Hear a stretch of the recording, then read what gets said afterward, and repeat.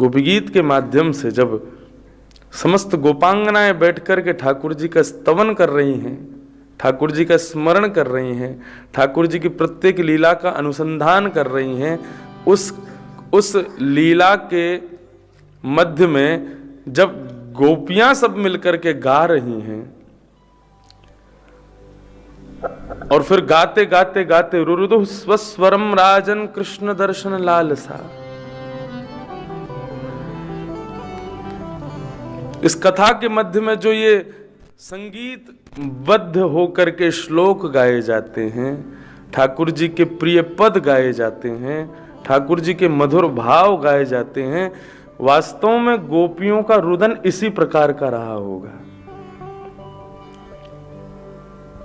गोपियां कोई नेत्रों से अश्रु बहा करके और एक विलग स्वर के साथ में बिल्कुल निर्बल होकर के रुदन करी हूं, ऐसा नहीं लिखा है। स्वस्वरम राजन, और स्वर में जब कोई गाता है, स्वर में जब कोई बोलता है, तो उसके अंतःकरण की एकाग्रता बहुत जरूरी है, उसके हृदय की एकाग्रता, उसके मस्तिष्क की एकाग्रता, उसकी एकाग्रता बहुत जरूरी है, नहीं तो स्वर में नहीं गा पाएगा, स्वर में नहीं बोल पाएगा।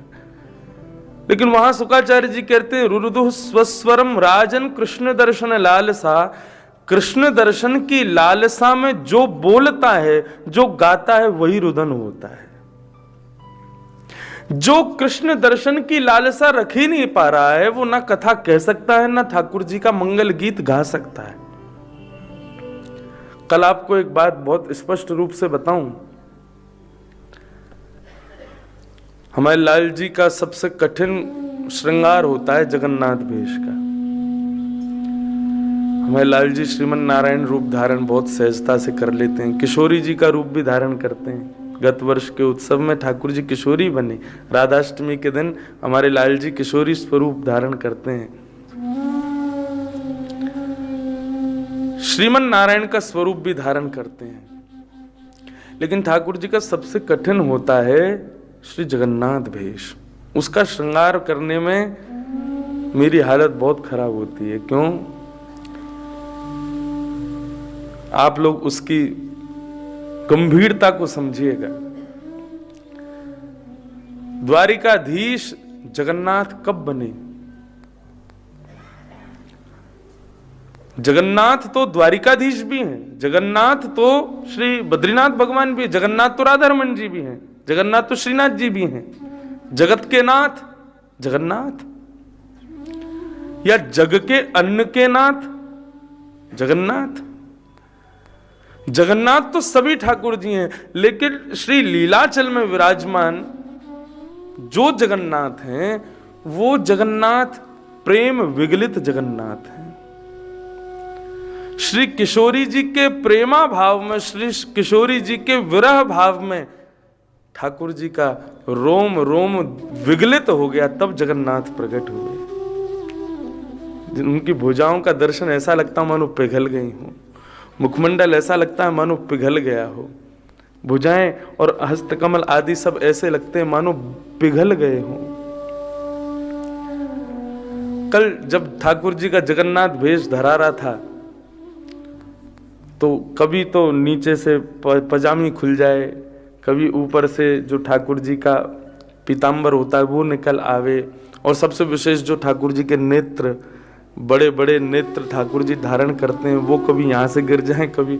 मैं इतना चिंता में कि आज नीचे रथ आ गया, आज इतना विशेष उत्सव, पूरे हॉल में सब व्यवस्था, गुंडीचा बना था और ये अपना श्री मंदिर बना था, सब व्यवस्थाएं हो गई और ये तैयारी नहीं हो रहे हैं। तो एक बार भाव आया हमारे कुंवर भैया और अभी भैया दोनों से, मैंने कि एक काम करते हैं, लाल जी का सहज श्रृंगार करते हैं, श्रीनाथ जी वाला, लाल जी को चांदी के सिंहासन पर विराजमान कर देंगे, हमारे जगन्नाथ जी की रथ यात्रा कर लेंगे। इनका मन ही नहीं हो रहा रथ यात्रा का। तो सब बोले महाराज जी नहीं, लाल जी की रथ यात्रा होनी चाहिए। जगन्नाथ जी तो रोज ही पालकी में आते हैं, और जगन्नाथ जी तो उत्सव में ठाकुर जी को बधाई देने आए हैं, इसीलिए तो रोज पालकी में आते थे। पूरा भाव मैं आपको अपने एक एक दिन का प्रत्येक भाव में कैसे बताऊं। रोज जगन्नाथ जी की पालकी हम क्यों लाते थे? ठाकुर जी श्री गिरधर लाल जी का उत्सव है, जगन्नाथ जी तो उसमें बधाई लेने आते हैं, बधाई उड़ाने आते हैं। ठाकुर जी तो, जगन्नाथ जी तो आनंद लेने आ रहे हैं, तो वो तो रोज आएंगे पालकी में बैठ के उत्सव में, इसलिए रोज पालकी आती थी। ये नीचे व्यवस्थित करवा दो। जय हो। प्रणाम।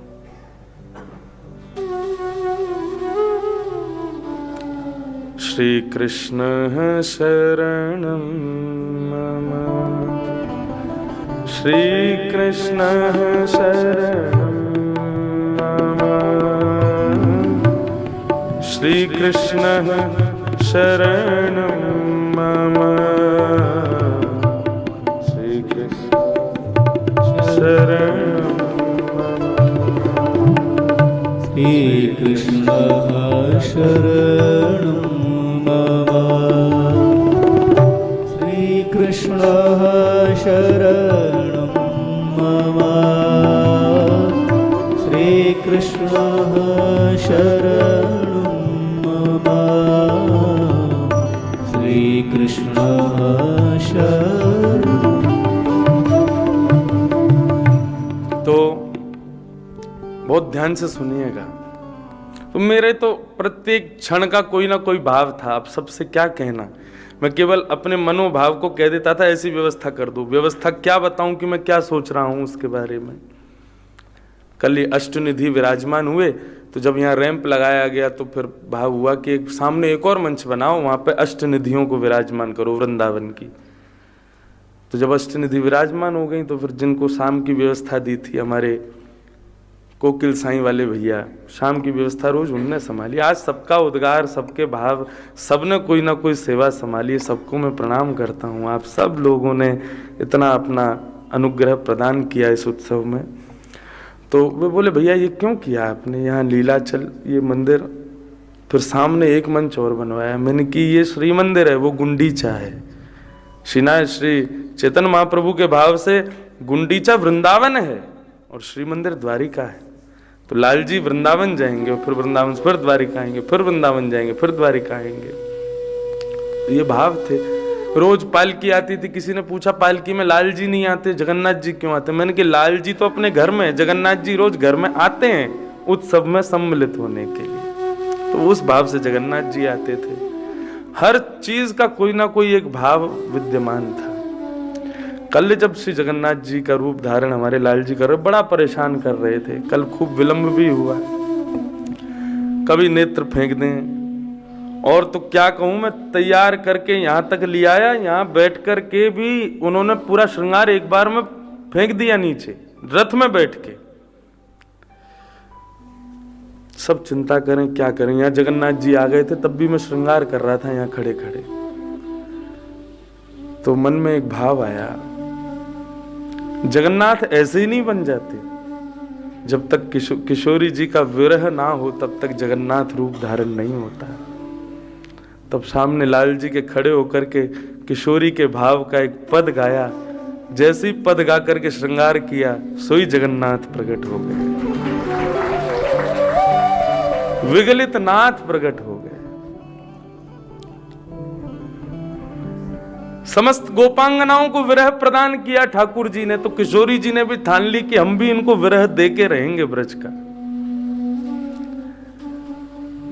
जब ठाकुर जी ब्रजमंडल छोड़ करके मथुरा प्रस्थान कर गए, तो हम लोग तो ऐसा कहते हैं कि ठाकुर जी ने उद्धव को भेजा, ठाकुर जी वहां पर बैठ करके वृंदावन स्मरण करते हैं। वास्तव में ठाकुर जी अपने मथुरा के कक्ष में खड़े होकर के खिड़की से वृंदावन को देखते हैं और श्री किशोरी जी की स्तुति करते हैं। हे किशोरी जी, ये गोपियों को दिए गए विरह को, आपको दिए गए विरह का आप हमसे बदला ले रही हो कि जो हमको वृंदावन का दर्शन नहीं हो रहा है।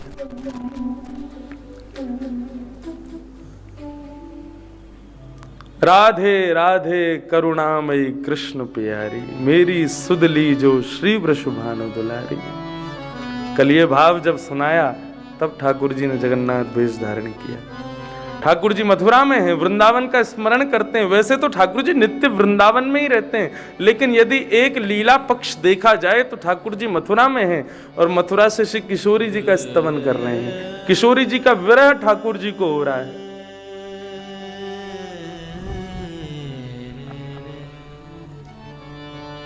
राधे राधे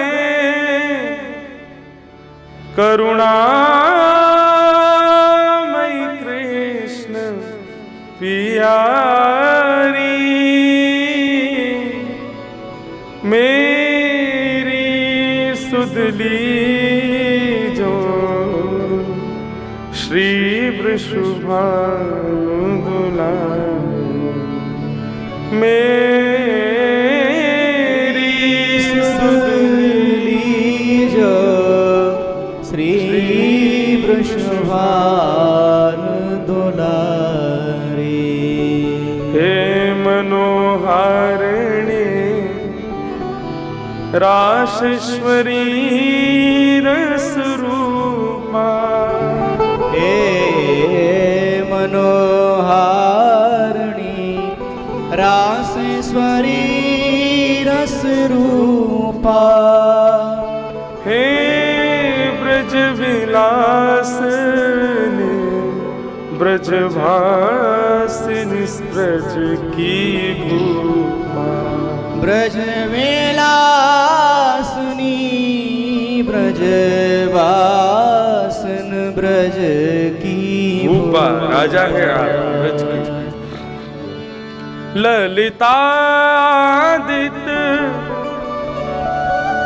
सहचर सर्वज्ञ स्वरूपा, ललितादित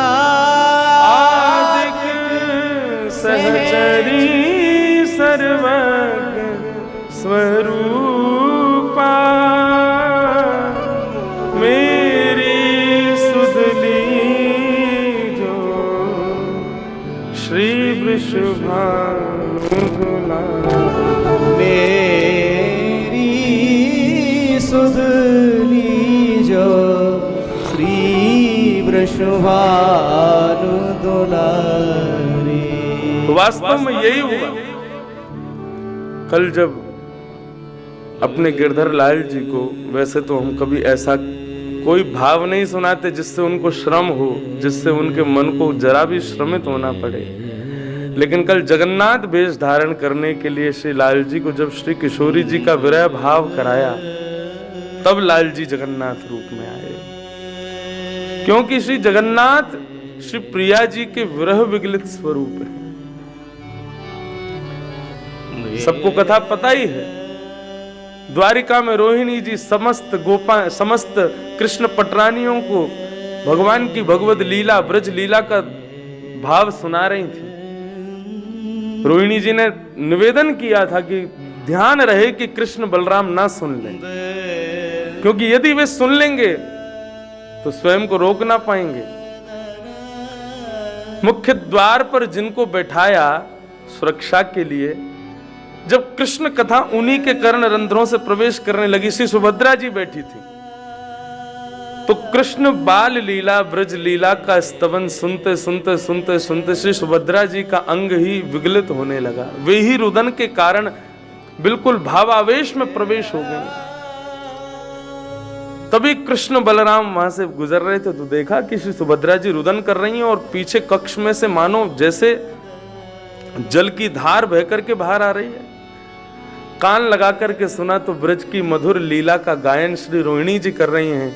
सुभद्रा जी के एक तरफ बलभद्र जी बैठ गए, दूसरी तरफ श्री द्वारिकाधीश बैठ गए और अपने ब्रजवासियों को, श्री किशोरी जी को और इस ब्रजमंडल का स्मरण करते करते करते करते श्री जगन्नाथ जी की भुजाएं खड़ी हो गईं, श्री बलभद्र जी की, श्री दाऊ दादा की भुजाएं खड़ी हो गईं कि कोई हमारे ब्रजवासियों को ला करके हमारे हृदय से लगा दो। इतना विरह हो रहा है, इतना स्मरण हो रहा है ब्रजवासियों का।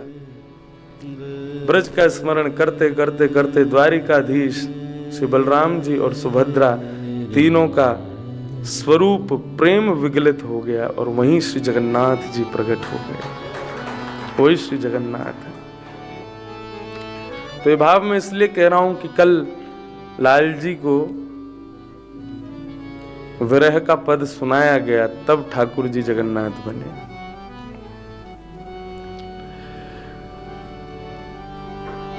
कोई भी रूप धारण लाल जी कर लेते हैं, सब उन्हीं के रूप हैं, लेकिन जगन्नाथ रूप जब तक प्रेमी भक्तों का स्मरण में ठाकुर जी स्वयं विगलित नहीं हो जाते, तब तक जगन्नाथ नहीं बन पाते।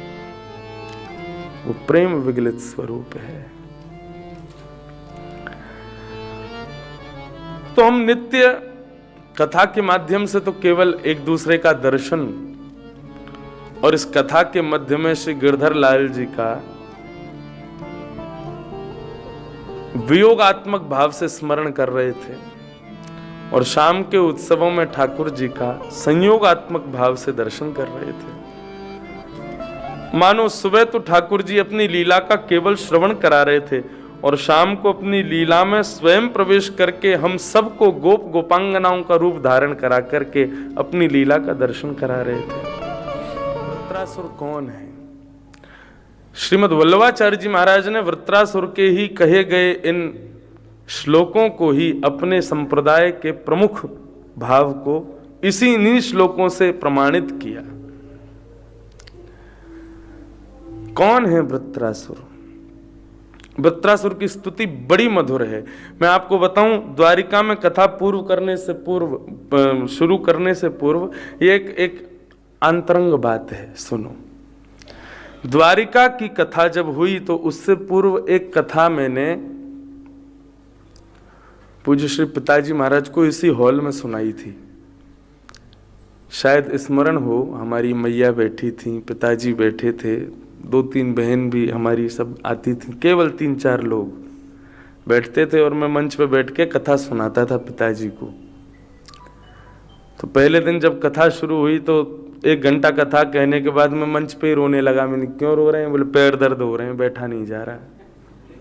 पिताजी बोले हो गई कथा, कर ली तुमने कथा 4 घंटे।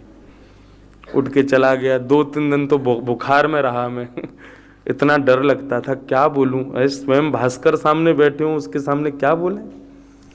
सबके सामने कथा कहना सहज हो जाता है कभी कभी, क्योंकि चोरी अंधेरे में होती है, प्रकाश में नहीं होती। अब यहाँ पे प्रकाश स्वरूप स्वयं भागवत भास्कर बैठे हो, तो मां चोरी क्या करे फिर? नीचे हॉल में पहली बार नेटवर्क आए। आज ठाकुर जी के उत्सव की विश्रांति है ना, नेटवर्क भी आया है प्रणाम करने। तो यहां जब कथा हुई तो पहली बार उस कथा में पहली बार ठाकुर जी की स्मृति में नेत्र सजल मेरे हुए। वो पहली बार हुए थे श्री वृत्रासुर की स्तुति। भैया कोई फोन लेके साइलेंट कर दो, हमारी मैया बेचारी आवे ना है।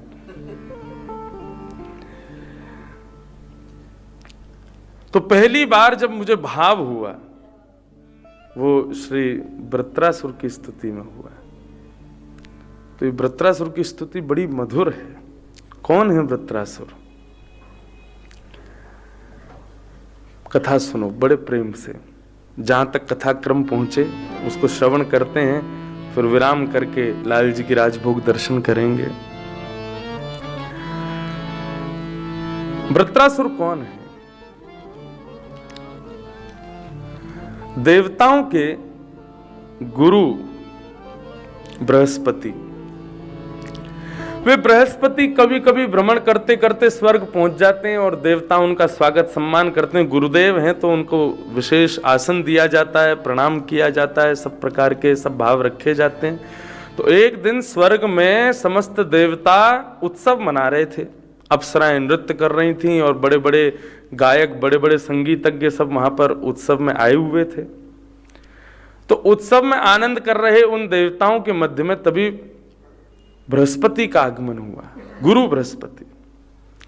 तो इंद्र ने जैसे ही देखा गुरु बृहस्पति आए हैं तो मन में विचार करने लगे, अब अपने आसन से उठना पड़ेगा, इनको आसन देना पड़ेगा, इनका सम्मान करना पड़ेगा और पूरे उत्सव में जो है बड़ी मर्यादा रखनी पड़ेगी। गुरुजी बैठे हैं तो थोड़ा मर्यादित रहना पड़ेगा।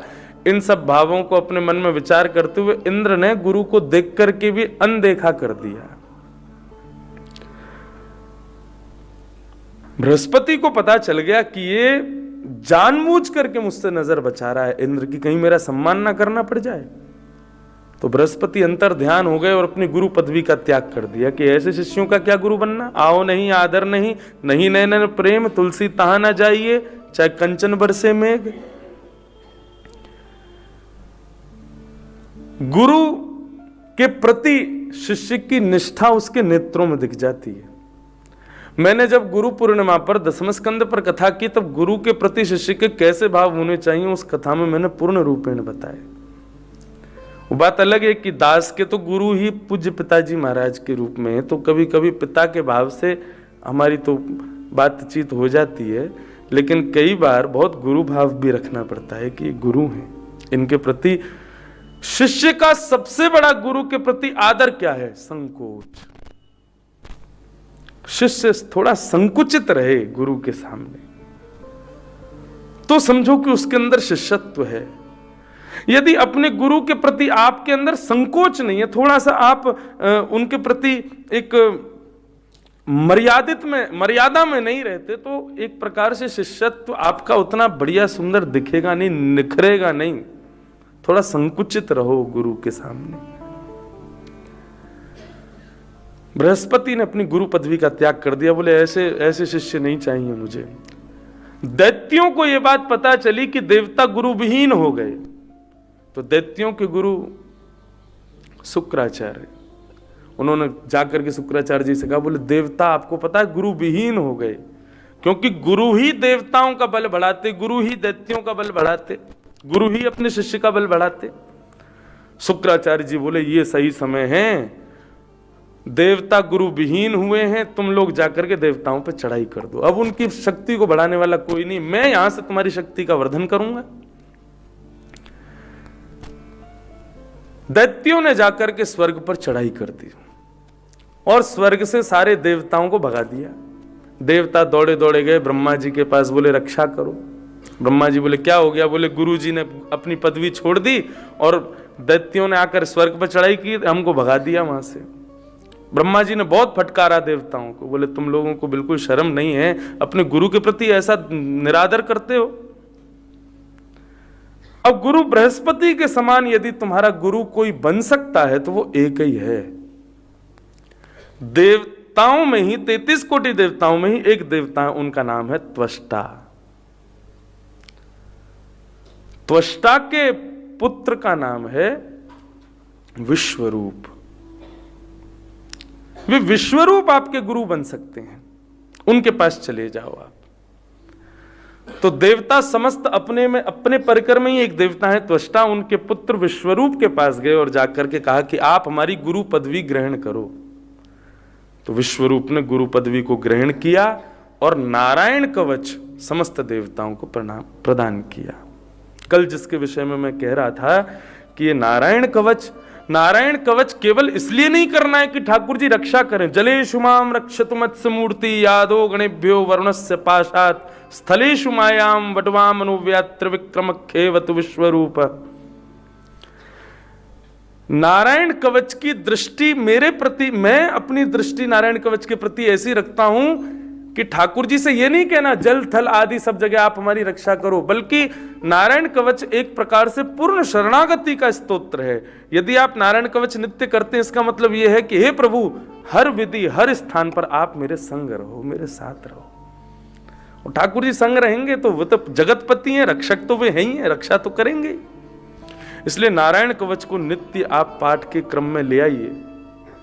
और मैं लाल जी से प्रार्थना करूंगा इस वर्ष में निश्चित ही पूज्य गुरुदेव भगवान आदि सब विद्वानों की आज्ञा प्राप्त करके नारायण कवच को आप सबको गा करके सुलभ कराऊं, ताकि आप उसको याद कर सकें। नारायण कवच आपके नित्य के स्तोत्र में, स्तुति पाठ पठन में आ जाए तो ठाकुर जी स्वयं शंख चक्र गदा पद्म धारण करके सदैव आपके साथ रहते हैं। ऐसा नारायण कवच किसने दिया? विश्वरूप ने। अब एक यहां पर ट्विस्ट था, क्या? ये जो देवताओं के अभी अभी नए नए गुरु बने विश्वरूप, इनकी जो माताजी थी, पिताजी तो त्वष्टा हैं देवता, लेकिन इनकी जो माताजी थी वो दैत्यों की बहन थी। तो दैत्य इनके कौन लगे? कौन लगे?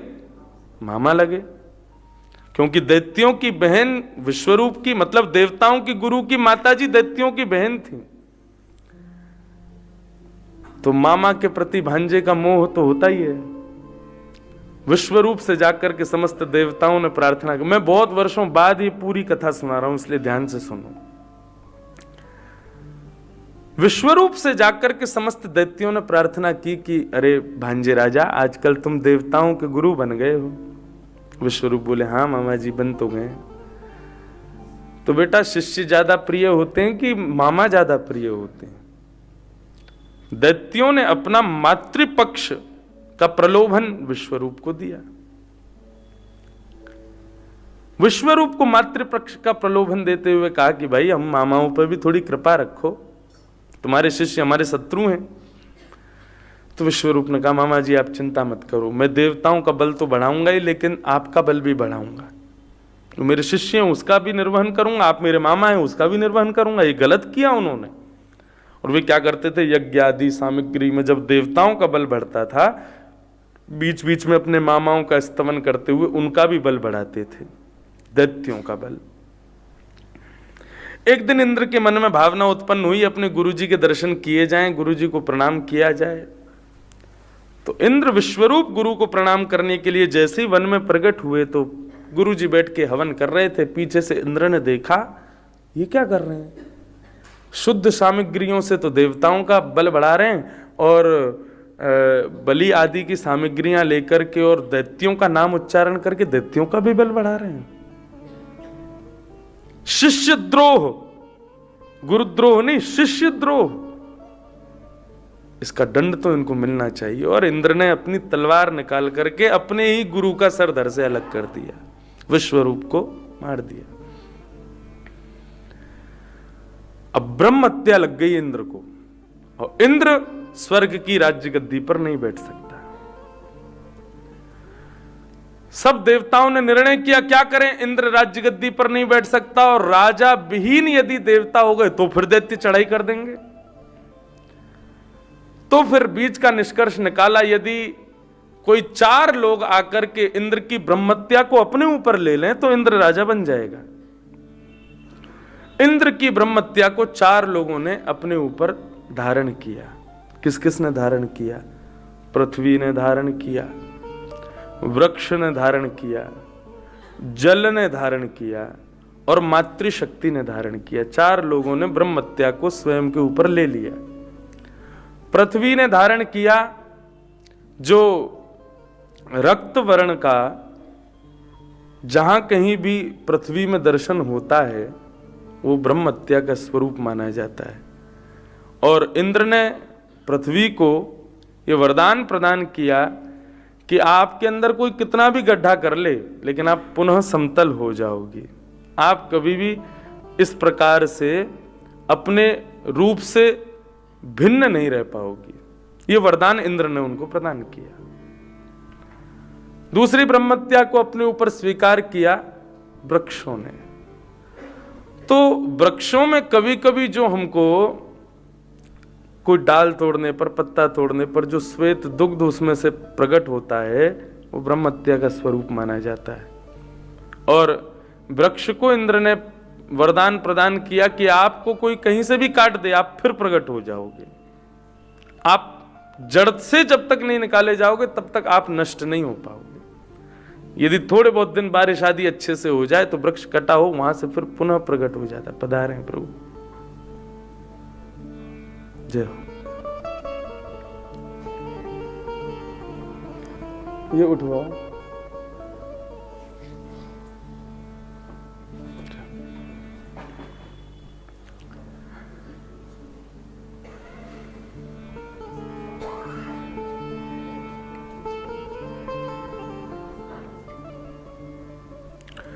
तो जय हो, विराज।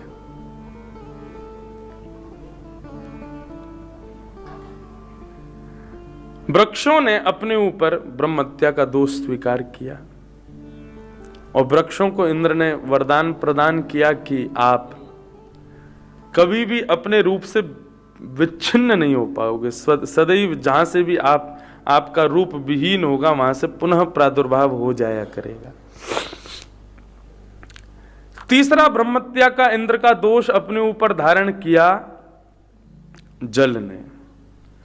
तो जल में जहां कहीं भी झाग उत्पन्न होते हैं, फेन उत्पन्न होता है, वो ब्रह्मत्या का दोष माना जाता है। और जल को इंद्र ने यह वरदान प्रदान किया कि आप किसी के भी रूप को परिपूर्ण करने में सहायक बनोगे, आप कभी किसी के रूप को बिगाड़ोगे नहीं। इसलिए जल हर वस्तु में प्रयोग किया जाता है, उसके बिना किसी भी कार्य को संपादित नहीं किया जा सकता, क्योंकि जल को इंद्र का वरदान है। और चौथे ब्रह्मत्या दोष को अपने ऊपर स्वीकार किया मातृशक्ति ने, जिसके कारण वे प्रत्येक माह भगवत सेवा से विमुख रहती हैं। वो ब्रह्मत्या का दोष है। और उनको इंद्र ने वरदान प्रदान किया कि आप किसी को भी अपने वश में कर सकती हैं, आपको ये वरदान है। इस प्रकार इंद्र ने अपनी ब्रह्मत्या के दोष को बांट दिया। लेकिन विश्वरूप गुरु के जो पिता हैं, त्वष्टा, उनको इससे सहमति नहीं थी कि मेरे पुत्र को मार दिया, बेमतलब मार दिया। इंद्र राजा है तो कुछ भी करेगा। त्वष्टा ने क्रोध में भर करके कहा कि अब मैं ऐसा यज्ञ करूंगा, उस यज्ञ के माध्यम से पुत्र उत्पन्न करूंगा, और पुत्र ऐसा होगा जो इंद्र को मारेगा। तब त्वष्टा ने यज्ञ किया, लेकिन पुत्र तो उत्पन्न हुआ यज्ञ से, लेकिन इंद्र का शत्रु भी हुआ। इंद्र से मरने वाला शत्रु हुआ, इंद्र को मारने वाला नहीं हुआ। इंद्र का शत्रु उत्पन्न करूंगा, इंद्र को मारने वाला करूंगा, लेकिन इंद्र से मरने वाला शत्रु पुत्र पैदा हुआ, जिसका नाम हुआ वृत्रासुर। वृत्रासुर जैसे प्रकट हुआ महाराज, उसका इतना विशाल स्वरूप, देवताओं पर चढ़ाई कर दी। देवता भागे, जान बचाते हुए, कहाँ भागें, कैसे जाएं, कहाँ जाएं। भगवान के पास दौड़े दौड़े गए, बोले प्रभु रक्षा करो, रक्षमाम रक्षमाम। भगवान ने कहा ये वृत्रासुर यज्ञ से प्रकट हुआ है, इसको यदि मारना चाहते हो तो श्री दधीच मुनि की हड्डियों से, अस्थियों से एक वज्र बनेगा, उस वज्र से ही मारा जा सकता है। दधीच मुनि के पास में सब देवता गए दौड़े दौड़े और कहा, बोले आपकी कृपा यदि हो जाए तो देवता सुरक्षित हो जाएंगे। तो श्री दधीच मुनि ने अपनी अस्थियां, हड्डियां प्रदान की समस्त देवताओं को, उससे वज्र बनाए गए और वे समस्त वज्र समस्त देवताओं को सौंप दिए गए। देवता 33 कोटि सेना लेकर के पहुंचे हैं महाराज वृत्रासुर से युद्ध करने के लिए, और सामने वृत्रासुर भी असुरों की सेना लेकर के खड़ा है। लेकिन जैसे ही सामने से देवताओं को आता देखते हैं समस्त देवता, और देवताओं के हाथ में बड़े बड़े आयुधों को देखते हैं और बड़े बड़े वज्रों को देखते हैं, उन वज्रों को देख करके देवता घबराने लगते हैं, दैत्य घबराने लगते हैं कि अब तो हमारी मृत्यु निश्चित है, ये हमको जान से मार देंगे। तब वृत्रासुर अपने समस्त दैत्य भाइयों को उपदेश करता है। वो कहता तुम डर क्यों रहे हो इन वज्रों से? बोले अरे हमारी मृत्यु हो जाएगी इन वज्र, ये वज्र यदि स्पर्श भी कर गए तो वृत्रासुर कहता है, द्वौ सम्मता बिह मृत्यु दुरापौ यद ब्रह्म संधारणया जितासु कलेवरम योगरतो विजाइहा यद गृणीवीर शैले निवृत्ति। आप दुखी क्यों होते हो? दो प्रकार के लोगों को मुक्ति प्राप्त होती है। किसको मुक्ति मिलती है? एक वो जो अपने अंतिम काल में भगवत स्मरण करते हुए मृत्यु को प्राप्त होता है, उसको मुक्ति मिलती है। और दूसरे किसको मुक्ति मिलती है? बोले जो अपनी प्रजा की रक्षार्थ, अपने देश की रक्षार्थ, अपने परिवार की रक्षार्थ युद्ध करते हुए अपने प्राणों का परित्याग कर दे, उसको भी मुक्ति मिलती है। अंत में भगवत स्मरण कर पाना हमारे लिए असंभव है, हम दैत्य हैं। लेकिन आज अपने दैत्य कुल की रक्षा के लिए यदि इन देवताओं से युद्ध करते हुए मारे भी जाएंगे तो डरना क्यों? मुक्ति तो हमको मिलनी है, डर क्यों रहे हो? आओ युद्ध करेंगे। लेकिन वृत्रासुर की स्तुति का, वृत्रासुर के सुंदर प्रवचन का दैत्यों पर कोई प्रभाव ही नहीं हुआ। प्रवचन का प्रभाव किस पे नहीं होता? दैत्यों पे ही नहीं होता, बाकी तो सब पे होता ही है। प्रवचन, कथा आदि इन सब का प्रभाव किस पे नहीं होता? जो दुर्बुद्धि हैं उन पे ही नहीं होता। जिन पर प्रभाव होता है वही देवता तुल्य होते हैं। वो बोले अरे तुम बड़ी बड़ी बातें कर रहे हो, ऐसा कुछ नहीं, हमको मरना नहीं है, हम ये युद्ध में मरेंगे नहीं। सारी सेना भाग गई, अकेला वृत्रासुर खड़ा है और वृत्रासुर को मारने के लिए सामने 33 कोटि देवता खड़े। वृत्रासुर इंद्र को देखता है और इंद्र को देखते हुए कहता है अरे इंद्र, तू इतना अपवित्र है कि अग्नि भी तुझे कभी पवित्र नहीं कर सकती। गुरुद्रोही है, ब्राह्मण हत्यारा है, मेरे भाई का हत्यारा है तू। लेकिन क्या करूं, आज मेरी मृत्यु सुनिश्चित है तेरे हाथों, क्योंकि तेरे हाथ में वज्र है। लेकिन इंद्र फिर भी मैं तुझसे ज्यादा सौभाग्यशाली हूं। क्यों? आज अपनी मृत्यु को सामने खड़ा देख रहा हूं, अपनी मृत्यु को स्वीकार कर रहा हूं, लेकिन मृत्यु से पहले इस रणभूमि में मैं ठाकुर जी को प्रकट करके उनका दर्शन करते हुए तेरे हाथों से मर करके उन्हीं में विलीन हो जाऊंगा। और वृत्रासुर अपने अस्त्र शस्त्रों को नीचे रख देता है और आकाश की ओर देखते हुए भगवान की स्तुति गाना प्रारंभ करता है। क्या अद्भुत स्तुति गाई वृत्रासुर ने।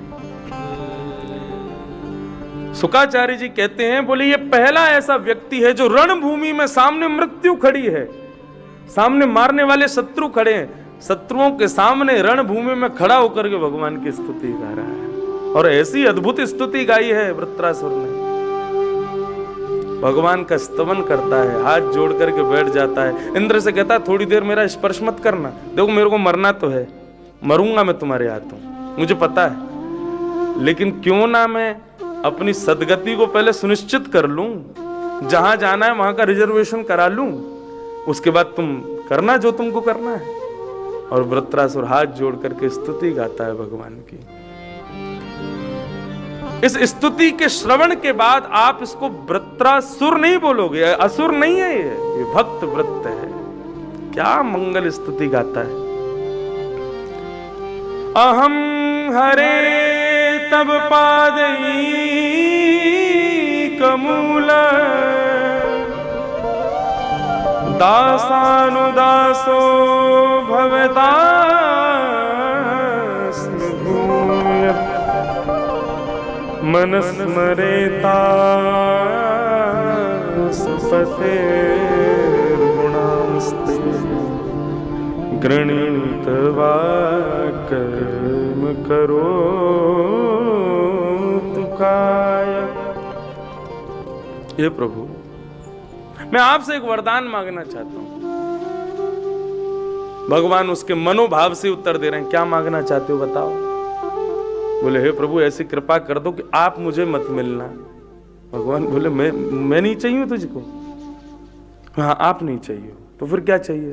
बोले आपके चरणों के जो दास हैं, उन दासों के चरणों के जो दास हैं, उन दासों के चरणों के जो दास हैं, उनका मुझे दास बना दो, मुझ पर ऐसी कृपा कर दो। दासानुदासो भवतास्मि भूय।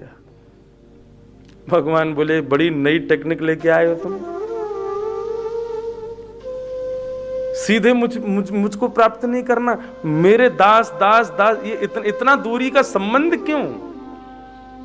बोले क्योंकि गुरुवर, हे प्रभुवर, जब पिता पहली बार पुत्र को जन्म देता है ना, पुत्र घर में आता है तो पिता का उसके प्रति बहुत स्नेह होता है।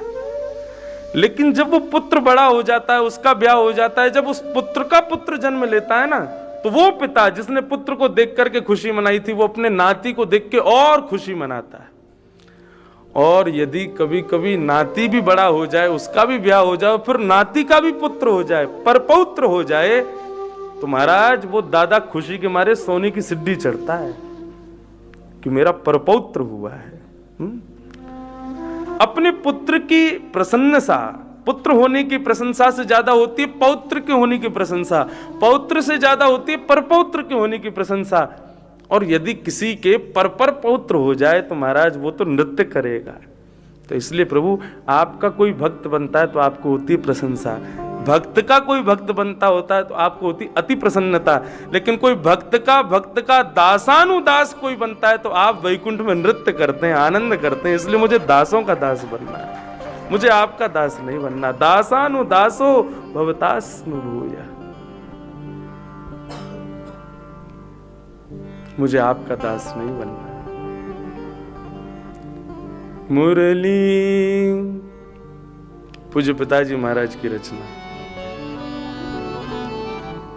जय बाबा के श्री चरणों में प्रणाम, पधारें हैं, आ जाओ बाबा। पूज्य पिताजी महाराज कहते हैं, मुरली बजाने वाले गिरवे उठाने वाले।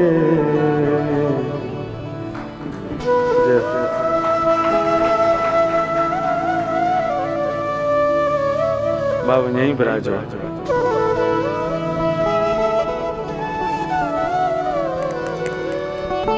किस किस को ये भाव याद है, एक बार हाथ उठा के देखा। सबको याद है, सबको प्रिय है। पिताजी हाथ नहीं उठा रहे, उनको याद नहीं है।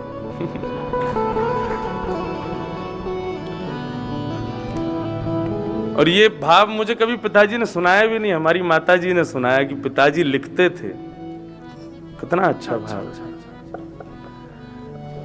एक ठाकुर जी का दास बनने में ना एक थोड़ी से आप कृपा से थोड़े वंचित रह जाओगे। क्या, किसका उदाहरण दोगे? लेकिन दासों के दास बन जाओगे ना तो आपके पास में देने के लिए कई सारे उदाहरण बन जाएंगे। वो प्रहलाद को तार दिया, उसको तार दिया, उसको तार दिया, उसको तार। हम में क्या कमी है, हमको भी तारो। कितना सुंदर भाव। आज लाल जी के उत्सव के विश्रांति में ठाकुर जी के चरणों में निवेदित करते हैं, मुरली बजाने वाले गिरवे उठाने वाले, मैं दास हूँ तुम्हारा, मैं दास हूँ तुम्हारा। ढूंढ लिया जग सारा मैंने, दर्शना तेरा पाया। जब मन को एकाग्र किया तो तू दिल बीच समाया। सर्वत्र रहने वाले श्री राधा रमण हमारे, मैं दास हूँ तुम्हारा, मैं दास हूँ तुम्हारा।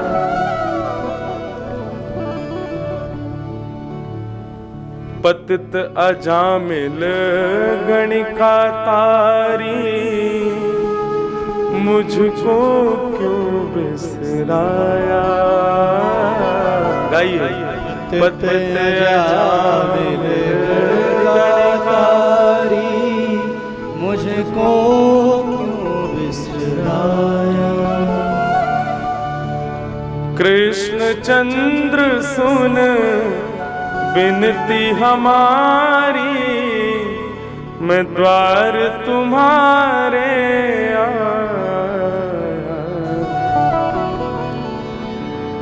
सर्वत्र रहने वाले श्री बांके बिहारी हमारे। दास हूँ तुम्हारा, मैं दास हूँ तुम्हारा।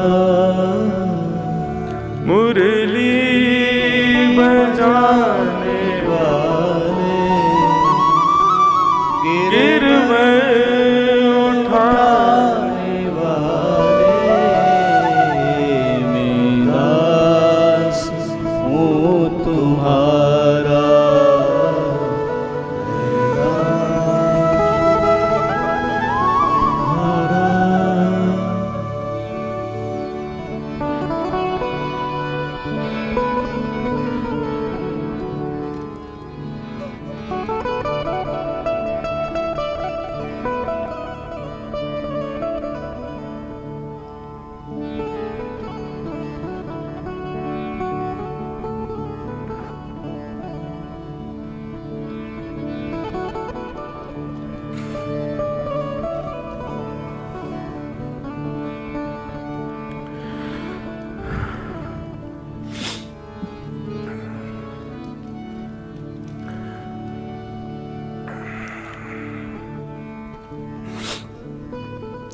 मुझे श्री गिरधर लाल जी की सेवा प्राप्त है, उसके लिए मैं ठाकुर जी को धन्यवाद कहता हूँ। लेकिन ऐसे माता पिता, ऐसे कुल प्राप्त है, उसके लिए मैं धन्य भाग्य कहता हूँ अपनी।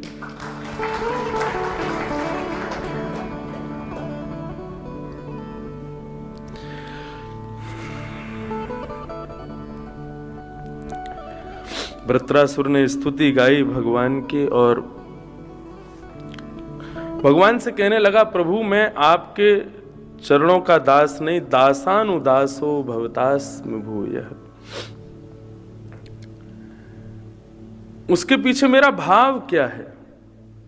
आप कहीं ये मत सोचना कि मुझे स्वर्ग का साम्राज्य चाहिए, मुझे कहीं किसी का राज्य चाहिए, ऐसा भाव मत सोचना। कहीं आप सोचो दासानुदास बनना चाहता हूं तो कहीं मैं इंद्र की पदवी चाहता हूं, कहीं ब्रह्मा की पदवी चाहता हूं, कहीं शिवलोक चाहता हूं, कुछ और चाहता हूं, नहीं। ननाक पृष्ठम न च पारमेष्ठम न सार्वभौमम न रसाधिपत्यम न योग सिद्धिम पुनर्भवम वा समंजसत्वा विरहय्य कांक्षे। ऐसी वस्तु मांगी है वृत्रासुर ने कि आज यदि वृत्रासुर प्रकट हो जाए तो उसके चरणों में प्रणाम किया जाए। भगवान से कह रहा है, मुझे इंद्र की पदवी नहीं चाहिए, मुझे ब्रह्म का पदवी नहीं चाहिए, मुझे शिवलोक नहीं चाहिए, मुझे कुछ नहीं चाहिए। भगवान बोले क्या चाहिए? बोले आप दूर हो जाओ और मैं आपके विरह में रोता रहूं, ऐसा विरह मुझको प्रदान कर दो। मुझे आपकी सन्निधि नहीं चाहिए प्रभु, क्योंकि आपका सानिध्य यदि कहीं मुझसे कोई अपराध सानिध्य में बन गया तो मैं अपने आप को क्षमा नहीं कर पाऊंगा। लेकिन आपका विरह कितना प्रिय है मुझे। आप सामने नहीं होते, लेकिन संयोग में प्रियतम सामने होता है, लेकिन वियोग में प्रियतम रोम रोम में निवास करता है। और वो विरह मांग रहा है कि मुझे आपका सामीप्य नहीं चाहिए, विरहय्य कांक्षे, मुझे विरह प्राप्त हो, ऐसी कृपा मुझ पर कर दो आप। मैं आपकी याद में तड़पना चाहता हूं, रोना चाहता हूं, विलगना चाहता हूं प्रभु। क्योंकि संसार के लिए जब रोते हैं तो बहुत कष्ट होता है, लेकिन ठाकुर जी के लिए जब नेत्र सजल होते हैं ना तो वो ब्रह्म सौख्यम त्वनंतम, ब्रह्म सुख के समान होता है। मुझे आप नहीं चाहिए, आप दूर रहो मेरे से, लेकिन आपकी दूरी में मैं सदैव आपको पाने की इच्छा में रुदन करता रहूं प्रभु, ऐसी कृपा कर दो मेरी।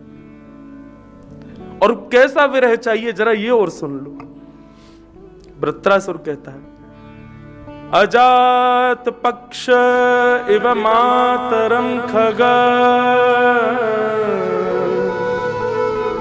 स्तन्यम यथा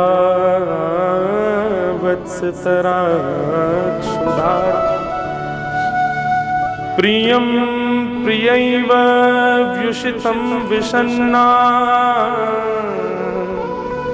मनोरविंदाक्षदीक्षते त्वां।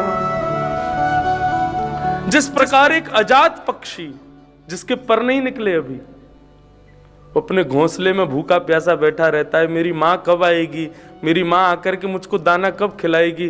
वो भूखा प्यासा अजात पक्षी वो अपने घोंसले से निहारता रहता है, मेरी माँ कब आएगी कब आएगी। जिस प्रकार वो अजात पक्षी उड़ नहीं सकता अपने पेट को भरने के लिए, अपनी माँ की प्रतीक्षा करता है, उसी प्रकार प्रभु उस अजात पक्षी की तरह मैं भी तड़पना चाहता हूं आपके लिए।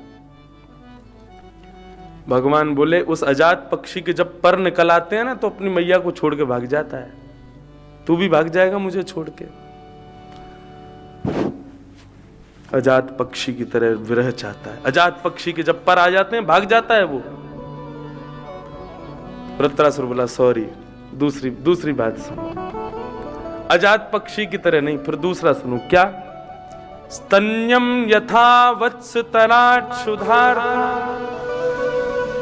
जिस प्रकार वन में चरने गई हुई गौ माता, वो जब तक गौशाला लौट करके नहीं आती उसका बछड़ा देखता रहता है, मेरी माँ कब आएगी, मेरी माँ कब आएगी, मुझे दूध कब पिलाएगी। तो जिस प्रकार वो भूखा बछड़ा अपनी माँ की याद करता है, माँ के लिए तड़पता है, और जैसे ही उसको दिखता है कि दूर से माँ आ रही है, वन से चर के आ रही है, हरी हरी घास खा के आई है, इसके अब बढ़िया बढ़िया दूध निकलेगा, मैं पीऊंगा, तो वो बछड़ा अपनी पूंछ उठा करके कूदने लगता है, दौड़ने लगता है, मचल जाता है। उसी प्रकार मैं भी आपके लिए विरह चाहता हूं। भगवान कहने लगे दूध पी के तृप्त हो जाता है ना बछड़ा, पकड़ में नहीं आता, वो इतना उद्दंड हो जाता है, फिर तू भी ऐसा ही हो जाएगा। अच्छा सॉरी, एक अंतिम बात सुन लो। बोले क्या? प्रियम प्रियैव व्युषितं विषन्ना। प्रियतम के परदेश जाने पर उसकी प्रियतमा निरंतर यही विचार रखती है, मेरे प्रियतम कब आएंगे, मेरे प्रियतम कब आएंगे, हमारा मिलन कब होगा, मैं उनको कब देखूंगी, कब निहारूंगी, कब उनका दर्शन करूंगी। एक प्रकार जिस प्रकार एक प्रियतमा अपने प्रियतम के परदेश जाने पर निरंतर उसका स्तवन करती है, इसी प्रकार एक प्रियतमा का भाव धारण करके मैं, हे प्रभु, हे मेरे प्रियतम, मैं आपका स्मरण करना चाहता हूं। है ना गजब की स्तुति वृत्रासुर की। श्री वल्लभाचार्य जी महाराज ने जब इस बात को सुना, श्री वृत्रासुर की इन स्तुतियों को सुना, वल्लभाचार्य जी ने कहा कि ये हमारे श्री वल्लभकुल संप्रदाय के पथ प्रदर्शक हैं ये श्लोक। पूर्ण प्रपत्ति का भाव। भगवान से कुछ मत मांगो, भगवान से मांगना है ना, भगवान को भी मत मांगो, भगवान से मांगना है तो ठाकुर जी का विरह मांगो, विरह मांगो, विरही एकांक्षे।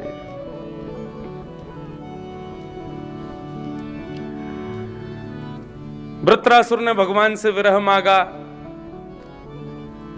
कहां तक कहें, सामने खड़ा हुआ मारने वाला इंद्र भी पिघल गया। हाथ में शस्त्र लेकर के इंद्र क्या कहता है वृत्रासुर के भाव सुन करके? अहो दानव सिद्धोसी यश्यते मतिरीदृशी भक्तः सर्वात्मनात्मानं सुहृदं जगदीश्वरम। अरे दानव, ओ भैया मेरे शत्रु, तू तो परम सिद्ध है। हम तो किसी प्याऊ में, किसी प्रेम की प्याऊ के जल को पी रहे हैं, तू तो प्रेम के समुद्र में अवगाहन कर चुका है भैया। तू जिस श्रेणी में है उस श्रेणी की तो हम पे छींट पड़ जाए तो हम देवता कृतार्थ हो जाएं। इंद्र ने तो एक बार को ऐसा भाव लगा कि इंद्र ने शस्त्र छोड़ दिया, मैं मारूंगा ही नहीं तुझे। लेकिन यहां आगे वर्णन आता है कि स्वयं वृत्रासुर ने कहा अब मत पीछे हटना, अपना शस्त्र लो, आक्रमण करो मेरे ऊपर। और इंद्र ने अपने वज्र को उठा करके जैसे ही वृत्रासुर के गले में मारा, 1000 वर्ष तक वृत्रासुर के गले को काटता रहा इंद्र। 1000 वर्ष तक युद्ध चला वृत्रासुर और इंद्र का। 1000 वर्ष बाद जब सर धड़ से अलग हुआ वृत्रासुर का, एक दिव्य ज्योति भक्त स्वरूप धारण करके प्रकट हुई और उस ज्योति को अपने में समाविष्ट करने के लिए शंख चक्र गदा पद्मधारी नारायण पधारे और आकर के उस ज्योति को अपनी भुजाओं से अपने हृदय में धारण कर। बोलो भक्त वत्सल भगवान की जय। भक्तराज वृत्रासुर की जय। ऐसे भक्त हुए श्री वृत्रासुर। इन वृत्रासुर से हमने क्या सीखा? भगवान से भगवान को भी मत मांगो, भगवान से मांगना है तो ठाकुर जी का विरह मांगो। समंजसत्वा विरहय कांक्षे, मेरा नाथ तू है, मेरा नाथ तू है, नहीं मैं अकेला, मेरे साथ तू है, मेरा नाथ तू है, मेरा नाथ तू है, नहीं मैं अकेला, मेरे साथ तू है, मेरा नाथ तू है, मेरा नाथ तू है, नहीं मैं अकेला, मेरे साथ तू है, मेरा नाथ तू है, मेरा नाथ तू है, नहीं मैं अकेला, मेरे साथ तू है, मेरा नाथ। श्री गिरधर लाल प्यारे की श्री राम।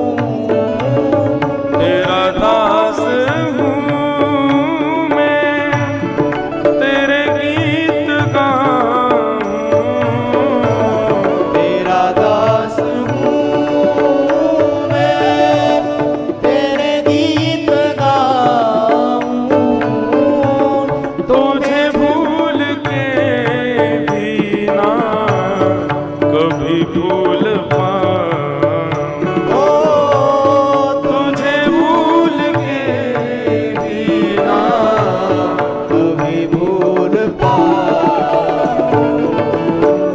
थामे हुए मेरा हाथ तू है, नहीं मैं अकेला, मेरे साथ तू है। मेरा नाथ तू है, मेरा नाथ तू है, नहीं मैं अकेला, मेरे साथ तू है। मेरा नाथ तू है, मेरा नाथ तू है। जय जय राधा रमण प्यारो राधा रमण, राधा रमण प्यारो राधा रमण, जय जय राधा रमण प्यारो राधा रमण, जय राधा रमण प्यारो राधा रमण, गिरधर लाल रमण प्यारो लाल रमण, गिरधर लाल रमण प्यारो लाल रमण, गिरधर लाल रमण प्यारो लाल रमण, गिरधर लाल रमण प्यारो लाल रमण, जय जय राधा रमण प्यारो राधा रमण, जय राधा रमण प्यारो राधा रमण, जगन्नाथ रमण प्यारो नाथ रमण, जगन्नाथ रमण प्यारो नाथ रमण, जगन्नाथ रमण प्यारो नाथ रमण, जगन्नाथ रमण प्यारो नाथ रमण, जगन्नाथ रमण प्यारो नाथ रमण, जगन्नाथ रमण प्यारो नाथ रमण, जगन्नाथ रमण प्यारो नाथ रमण, जगन्नाथ रमण प्यारो राधा रमण, जगन्नाथ रमण प्यारो राधा रमण, जगन्नाथ रमण प्यारो नाथ रमण, जगन्नाथ रमण प्यारो राधा रमण, जगन्नाथ रमण प्यारो राधा श्री जगन्नाथ महाप्रभु की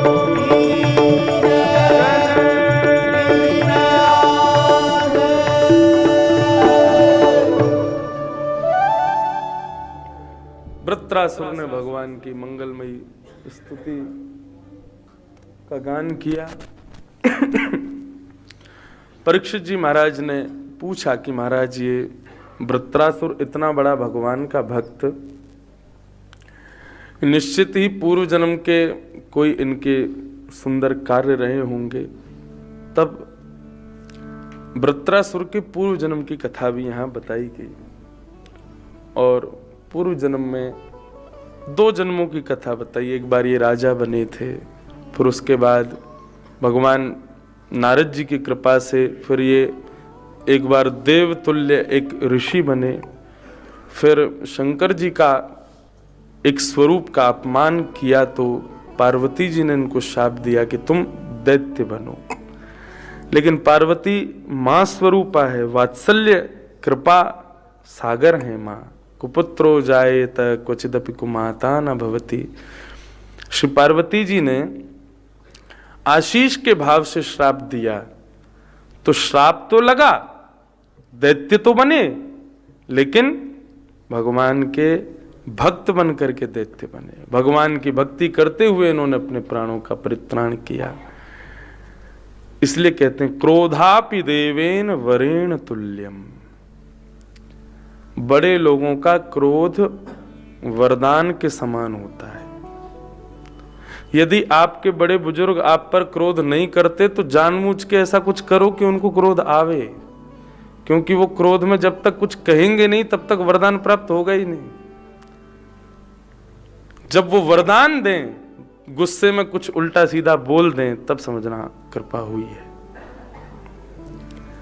मैया से जाके बोलो आज हमको दाल चावल खाने, मैया दाल चावल बना दे, तो फिर को नहीं रोटी खानी है, रोटी बना दे, तो फिर कह दे नहीं इडली खानी है, तो इडली भी बना दे, फिर कह दे नहीं नहीं डोसा खाना है, तो फिर चप्पल उड़ती आवे 8 नंबर की, तो समझ लो अब कृपा होगी। क्रोधापि देवेन वरेण तुल्यम। हमारे कन्हैया इतने जगत प्रसिद्ध इसलिए हैं क्योंकि यशोदा जी ने खूब वरदान दिया है लाल जी को। उखल में बांधा, छड़ी लेके पीछे दौड़ी, खूब डांटे फटकारे, तभी तो लाल जी इतनो नाम कमा रहे हैं। हमारे जगन्नाथ जी सब जगह